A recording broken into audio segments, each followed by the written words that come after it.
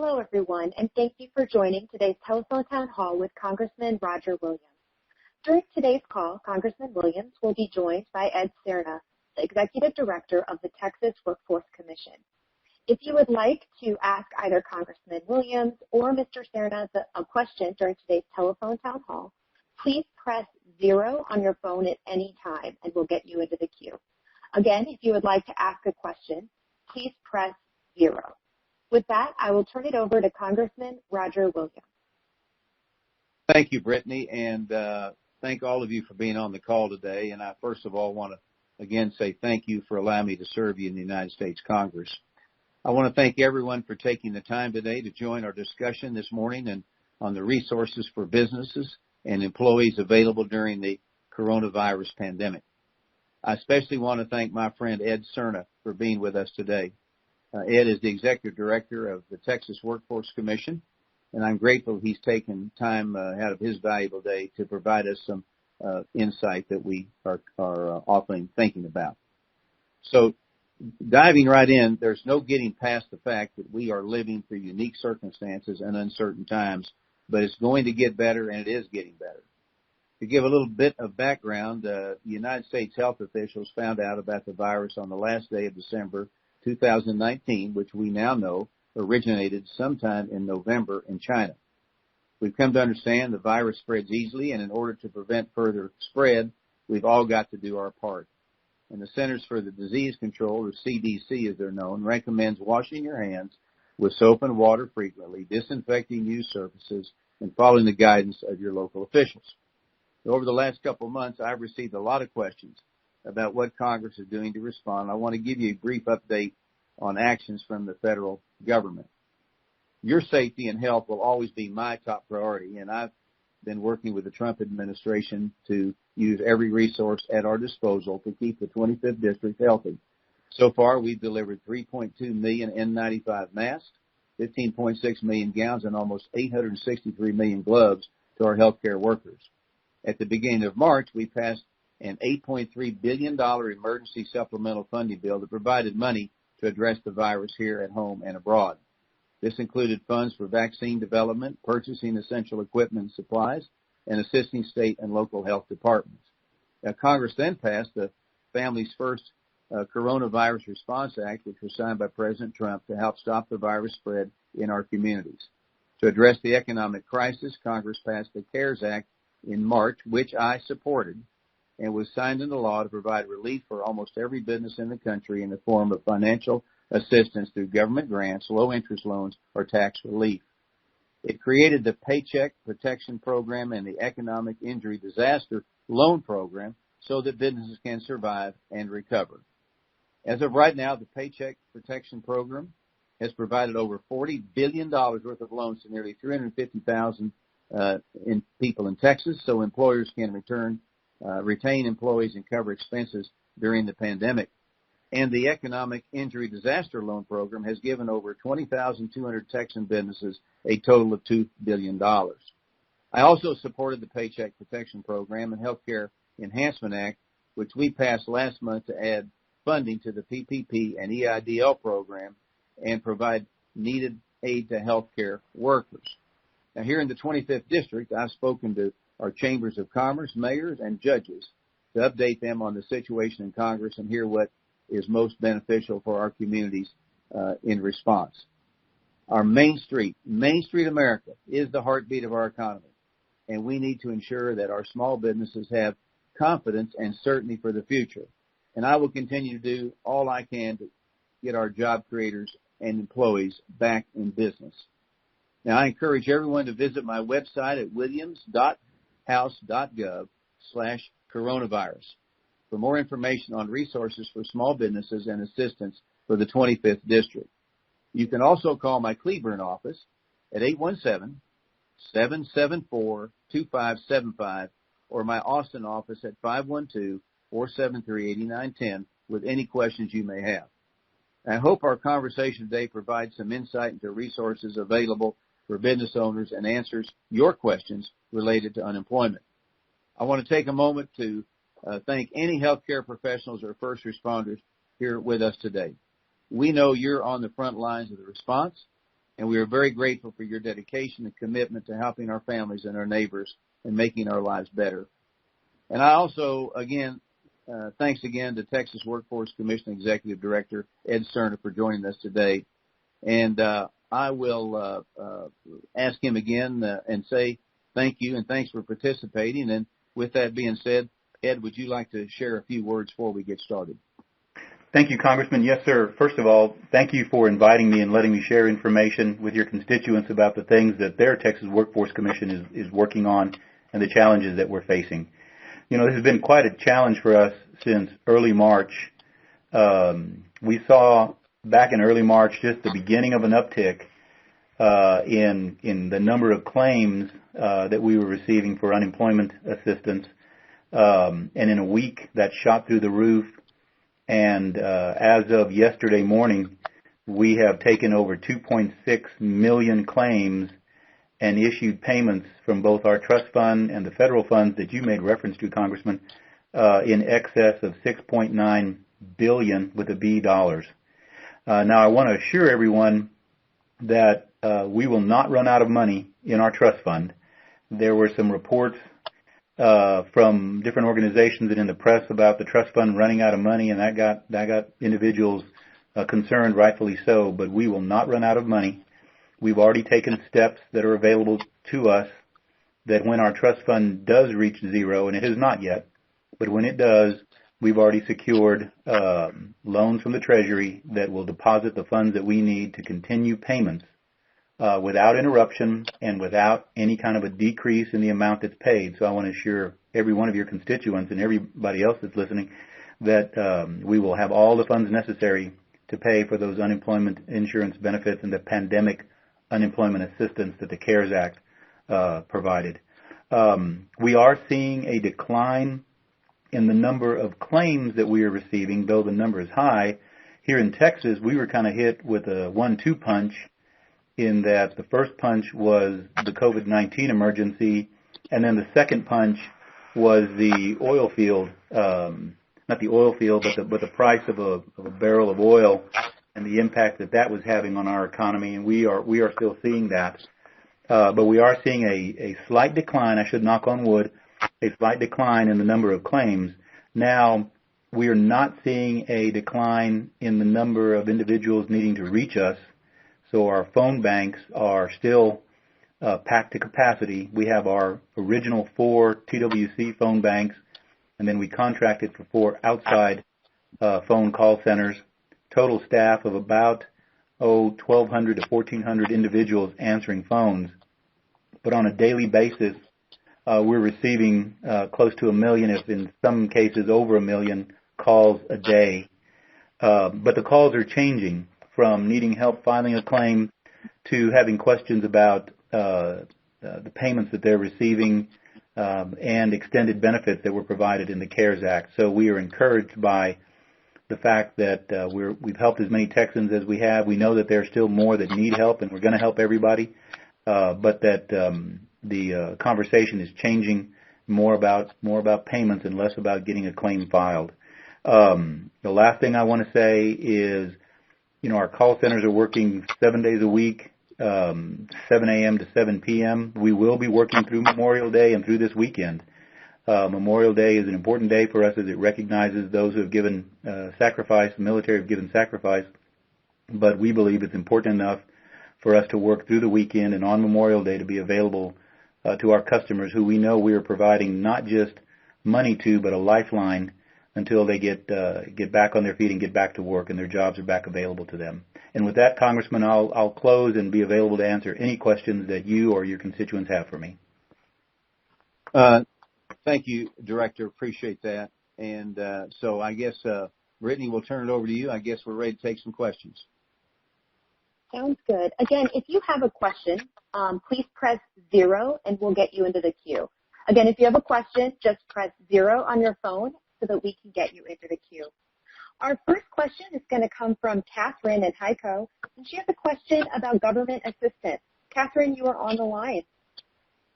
Hi, Congressman Williams. I was recently laid off from work, and I've never had to use any government assistance, and I honestly don't even know where to start. What should I do? Well, that's a great question. There's a lot of folks like you. And first, let me say there's nothing wrong with going on unemployment. This government assistance is there for when people reach across hard times, which we've had, such as during this pandemic. But it's not supposed to be a long-term solution for anyone. And we all need to do our part once the economy reopens to support business and get job creators back to a place where they can hire people and get people off the unemployment rolls. So let me turn that over to Director Serna and let him give you an answer also. Director? Yes, thank you, sir. Good morning, Catherine. Two ways to apply for benefits, and it's relatively simple, though one way is difficult to get through and the other is not. You can call us. We have an 800 number. It's on our website, but you can contact us via our phone bank, and someone will help you and walk you through that process. A better way to do it, and the way that most people do, probably 96% of that 2.6 million claims that I mentioned earlier came to us via the web or via online. If you go to our website, twc.texas.gov, there's a section there for filing for unemployment, and if you click on that, it'll take you to a page that has a lot of resources, including a link to get you started with your unemployment insurance benefits. Now, the benefits are available to individuals who were employees of a business, so W-2 employees, and then because of the CARES Act, self-employed individuals and contract employees or 1099 employees and employees of nonprofits have been included as well. But they all go through the same process, which is you file a claim through our website or with our phone center, and I'd recommend that you go to the website. I do want to give you one caution. Do not go, if you see a site on Facebook or someplace else, don't provide your information to those sites, regardless of how appealing it may be or how simple it may be. There are only two ways to file for unemployment assistance in the state of Texas.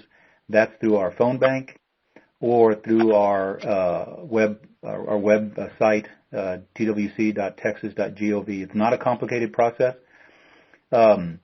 You'll get asked for your date of separation and the reason for separation, which is probably COVID-19. If you have trouble getting through, don't worry. We will backdate your claim to the date of separation. So let's say it takes you a week to get in and get all this done. Your claim will actually start the date of separation, not the date that you got your claim filed to us. And then the process is pretty simple after that. You'll receive information from us telling you that, giving you the day and the date that you should request your first payment. That's going to be a Sunday through a Wednesday based on the last two digits of your Social Security number. You go online, submit your initial payment. There'll be a direct deposit or a debit card based on your choice that you tell us at the time that you submit your claim. The money will be deposited there. It'll be your unemployment insurance benefits plus the $600 that are provided by the CARES Act. And then every 2 weeks, you simply, and it is simple, you contact us again online or through an integrated voice response system, where you call and push buttons on a phone. You continue your claim, you answer a few questions, and the money is deposited the next day. So I hope that answers your question. If not, let me know, and I'll provide you more information.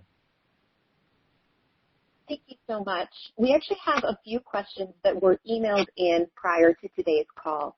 So I wanted to go to one of those right now. The first one is this. I can't hire anyone to come and work for my primarily seasonal business because they are making more from unemployment than I can pay them to work. How do I get them to come back to work? Congressman? Sure. We shouldn't have people, I think we all agree, making more money to sit at home and not work if they got a job. That's a real problem that we've run across here.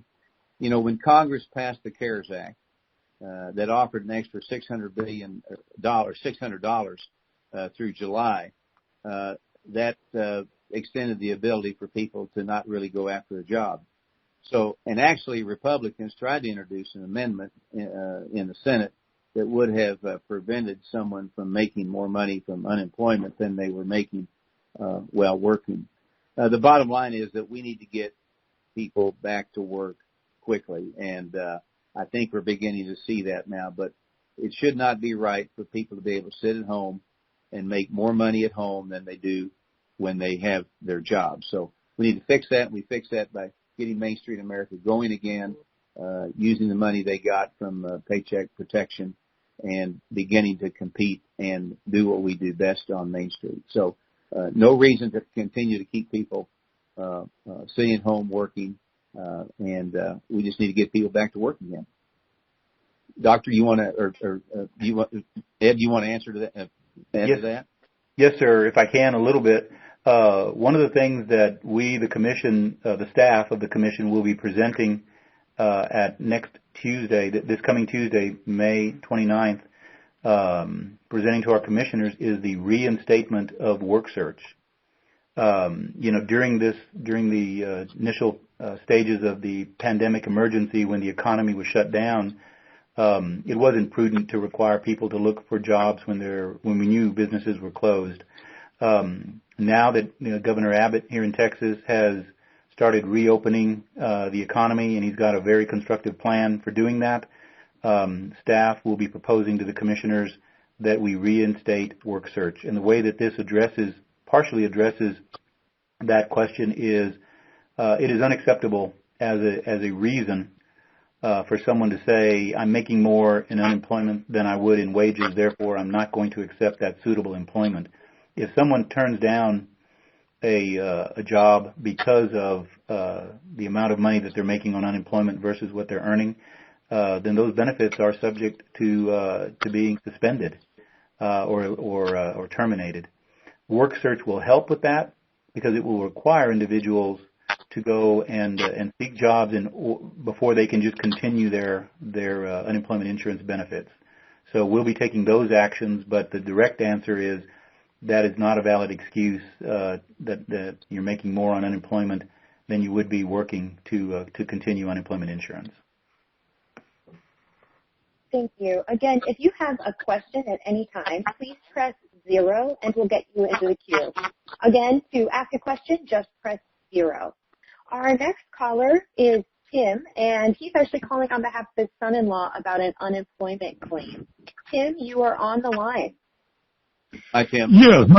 Hi, how you doing? Look, here's the deal. He got a reduction in his wages, all right? And then so I told him, go ahead and apply for partial unemployment because I believe you'll be eligible, the way I read the thing.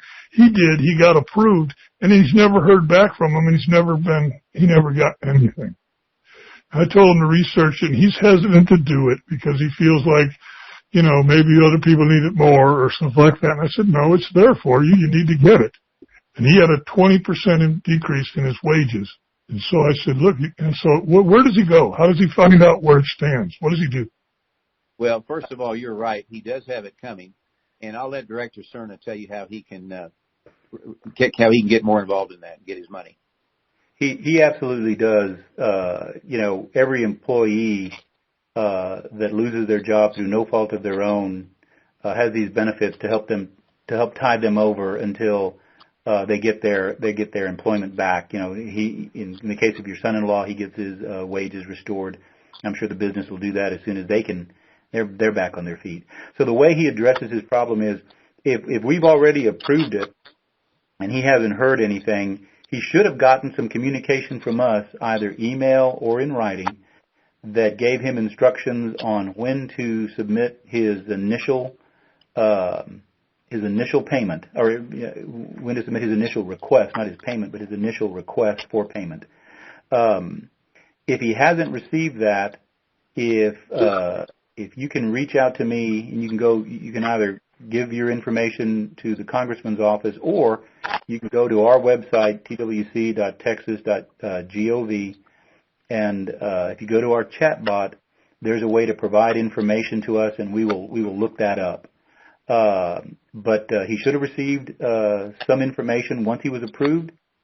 There should have been some information that said, here's how you request your first payment, and there was a day to do that.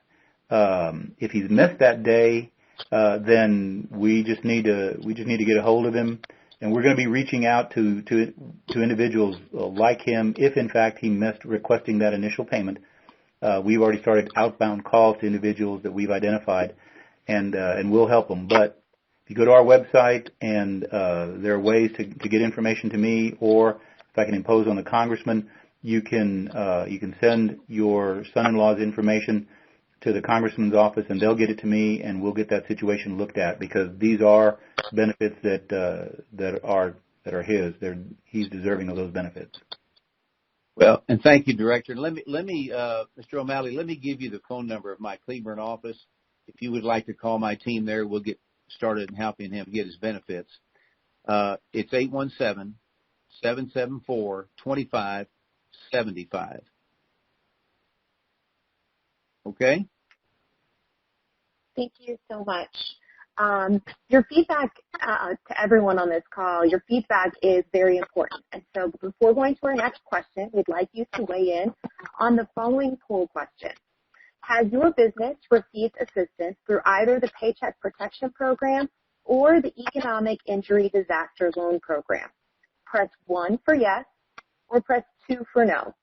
Again, has your business received assistance through either the Paycheck Protection Program or the Economic Injury Disaster Loan Program? Press 1 on your phone for yes and press 2 for no.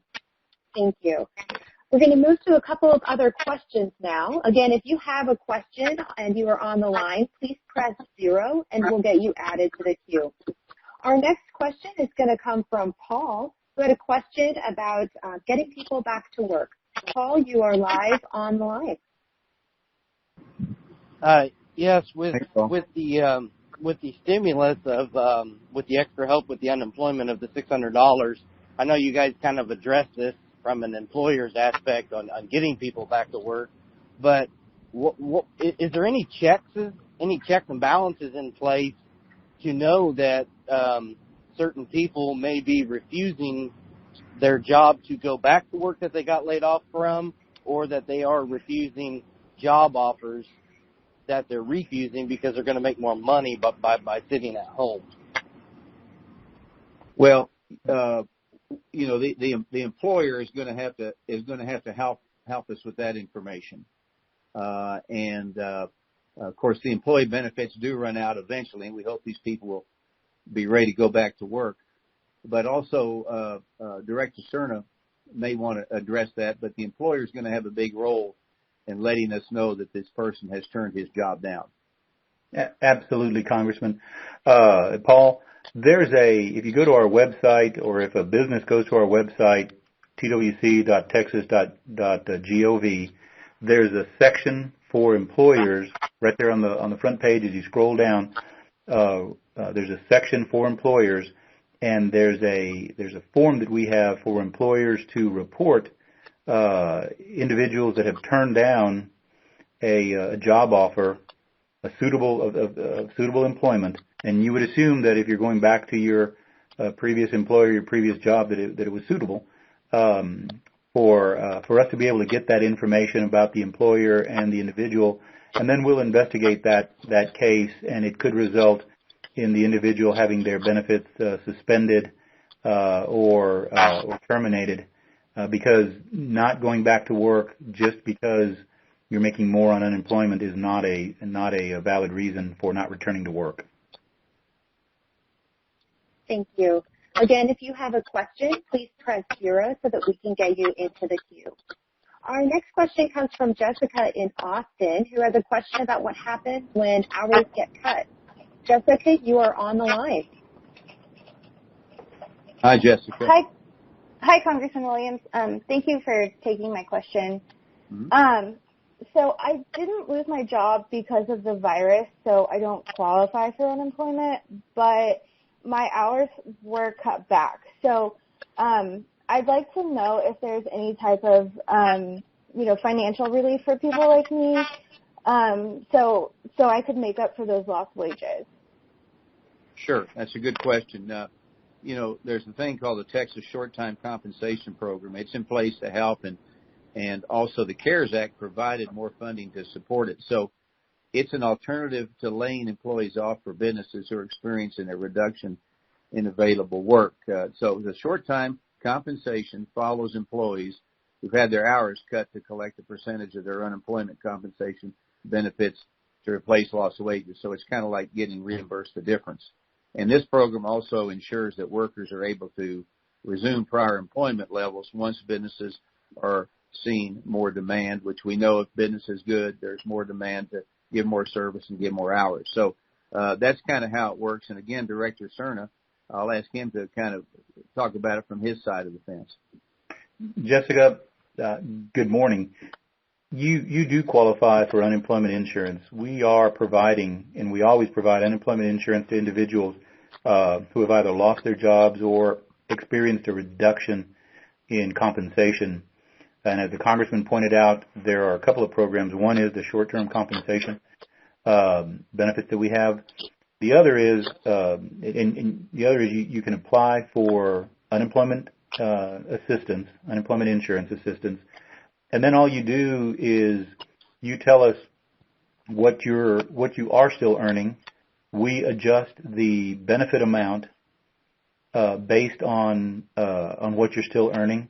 You would still qualify for the additional $600 to assist you in making up that difference. But I would recommend that you go online, go to our website, twc.texas.gov. There's a section there for unemployment, for job seekers or individuals seeking unemployment. In that section, there's a benefits calculator, and you can kind of learn what your potential benefits would be. But I would still submit an unemployment insurance application online. Just make sure you report to us the income that you have. We'll adjust the benefits, and then we'll send you correspondence back indicating what your benefits are. So I would encourage you to go online and do that. Thank you. Again, if you have a question, please press 0 at any time, and we'll get you into the queue. Our next question comes from Marion in Dripping Springs, who has a question about voting by mail. Marion, you are on the line. Hi, Marion. Hello. Appreciate letting me talk or ask a question. And information y'all listed is very interesting. I will make a comment based on something that you said before about getting online to file unemployment. And I know I have one person in my family who has no computer and no internet access, so she had quite a bit of trouble. But she did finally succeed in that by going to somewhere else. I'm going to a friend's house. But some of our most poor people don't have the internet access that it takes to get logged on.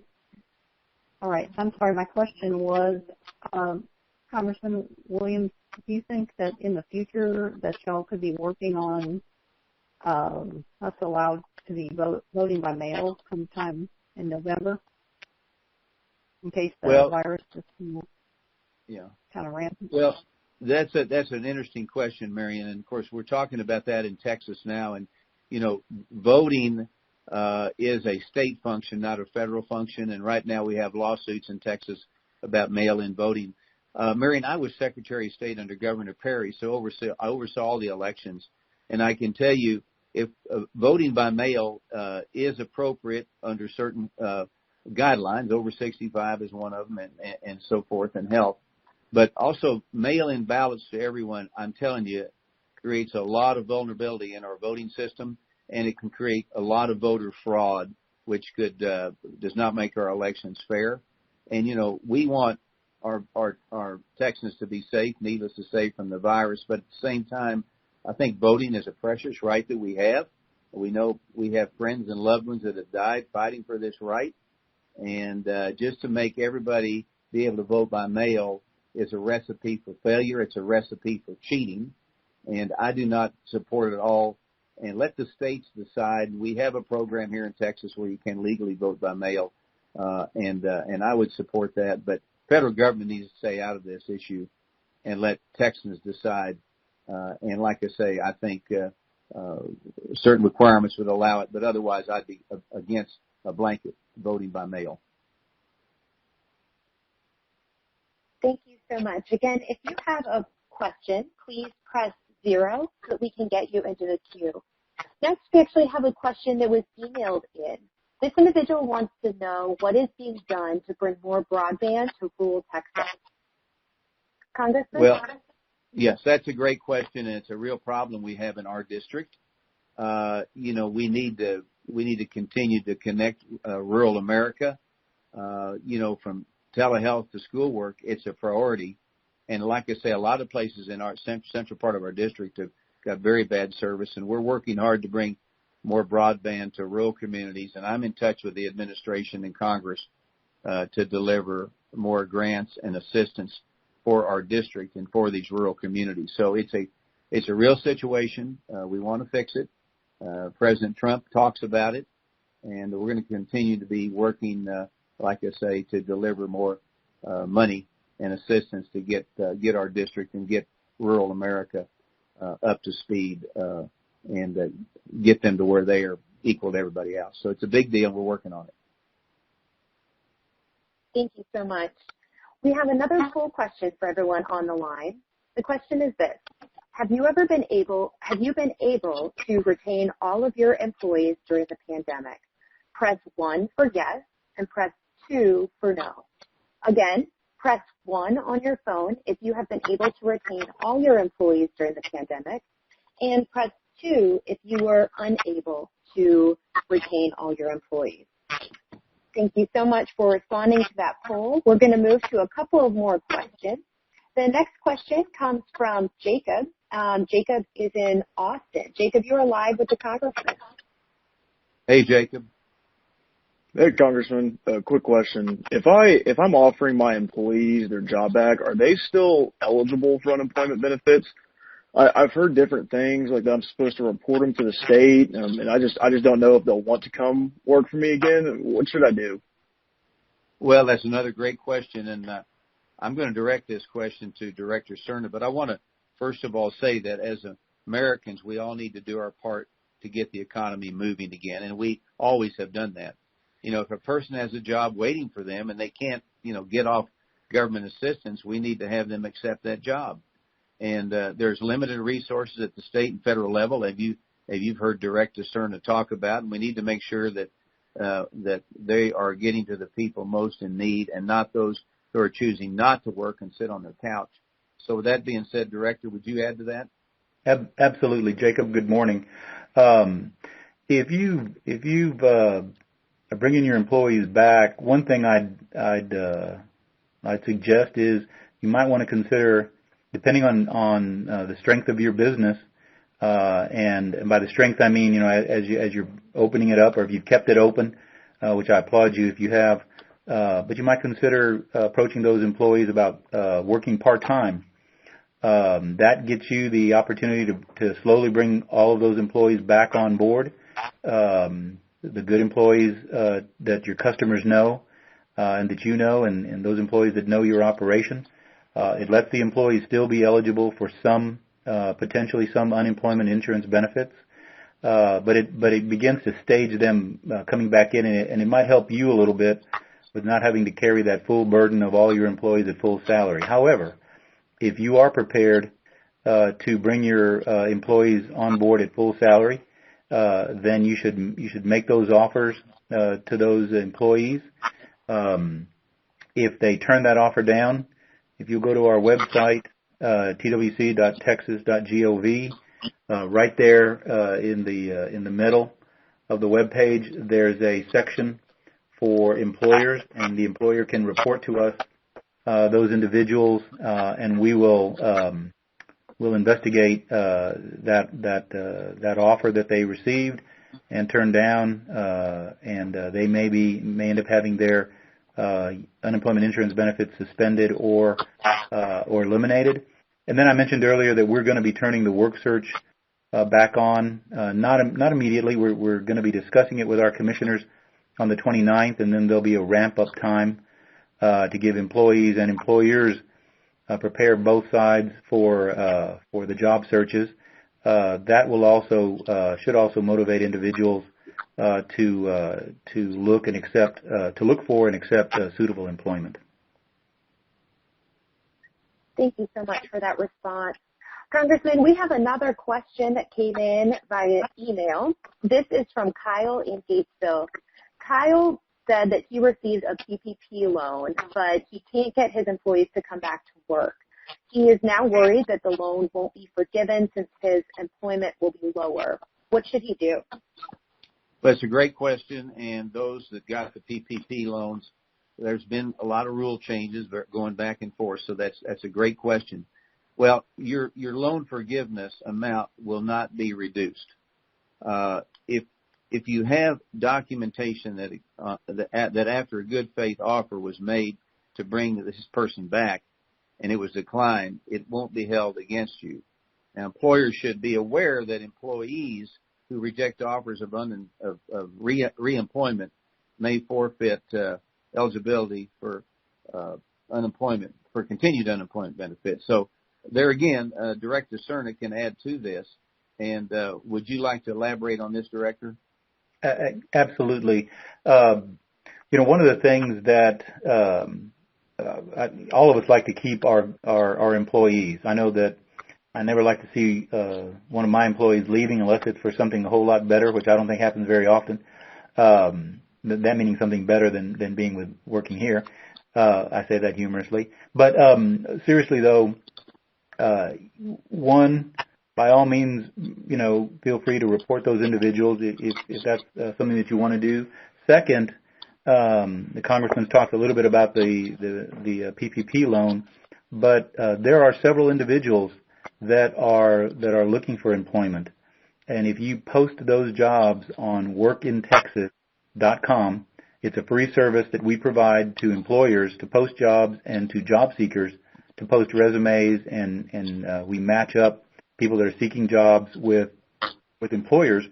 If you post those jobs, then you can find other very qualified individuals to still fill those positions that are important to you. So one, I would recommend you consider reporting those individuals to us, but two, post those vacancies on workintexas.com because there are several people out there. We have I can tell you real quick, but we have hundreds of resumes. As a matter of fact, right now there are 2.5 million active resumes on workintexas.com. 462 jobs were just posted today so far, and there's over 504,000 jobs open on workintexas.com. So I'd recommend doing that as well. Thank you. Again, if you have a question, please press 0 so we can get you into the queue. Again, if you have a question, just press 0 and we will get you into the queue to be able to ask the question to Congressman Roger Williams and Director Ed Serna. Our next question comes from Rachel, who has questions about some unemployment qualification issues. Rachel, you are live. Hi, Rachel. Hi. Thanks for taking my call. I have another question about unemployment. When all the coronavirus stuff started, I decided to quit my job. I was worried about getting my family sick. I take care of my parents that are in their 70s, and I was worried about getting them infected. So I'm just curious if I qualify for unemployment. Well, we're great. We hope your parents are doing well. Unemployment claims during the pandemic are determined on a case-by-case basis. Now, Governor Abbott, who's done a great job through all this, recently announced flexibilities to unemployment benefits to ensure we do not punish employees who choose not to return to work because they're protecting those who are most vulnerable to them, as you have chosen. So individuals like you have a household member in an at-risk category of 65 or older may be able to qualify for unemployment if they choose not to return to work. So, Director, there again, is that right? And you can add something to that, I'm sure. Yes, sir, Congressman. That's absolutely right. We do take into consideration, and the governor laid this out for us in our commission as well, our commissioners. We do take into consideration circumstances where an individual is either in a high-risk category because of age or health, or in their household they have someone that is in a high-risk category. And these high-risk categories are defined by the Department of State Health Services. But age, over the age of 65 is certainly in that category, and you would qualify for unemployment insurance benefits up until the time that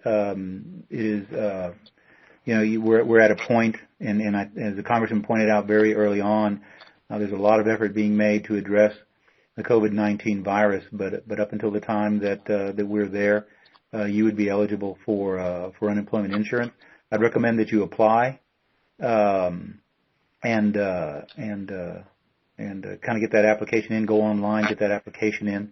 But we do take that kind of circumstance into consideration in why you can't return to work.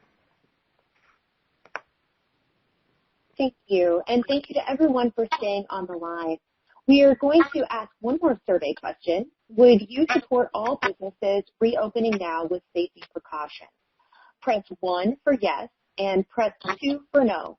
Again, please press 1 on your phone now if you would support all businesses reopening now with safety precautions. Press 2 if you oppose having all businesses reopen. Thank you. And we are going to move on to our next caller. Our next caller is Jenna. And Jenna had a question about help for small businesses during the reopening. Jenna, you are on the line. Hey, Hi, Congressman. Jenna. Hey, Jenna. I hope you're doing well today. Thank you for hosting this call for all of us. I was just curious, what are some things that you see as critical for the government to be doing right now for small businesses as the economy starts reopening? Well, first of all, leave them alone would be a good start. But we need confidence and certainty for small business owners. And I'm a small business owner, and we need to know that we can be allowed to compete again and service our customers without a lot of regulations. One of the things that concerns me, though, is liability protections are extremely important to accomplish an economy that's going to grow again. We cannot have trial lawyers pouncing on small businesses because somebody said they may have got something or something went wrong or they, got the corona at a business. We need liability protection. That's going to be most important. We can't have a recovery and the health of small businesses being held hostage by trial lawyers, as I said, looking to make a quick dollar when Main Street has lost so much.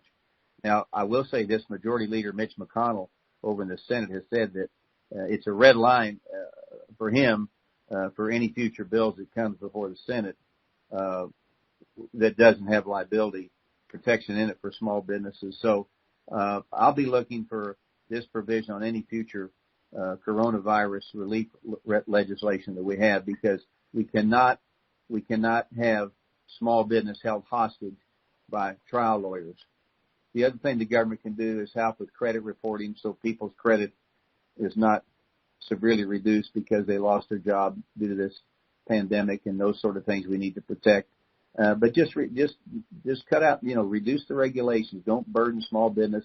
Let small businesses come back again, hire their people, give their service, sell their product, compete. And I think all that being said, we could find ourselves with economic growth by the fourth quarter. That's what I hope. Thank you for that question. Unfortunately, however, we are out of time for today. Congressman Williams, would you like to make any closing comments? Yes, I want to thank everyone again for taking time to join us this morning. It was great to hear from all of you. And I want to again especially thank my good friend, Mr. Ed Serna, for being here as well. He's very valuable to this conversation.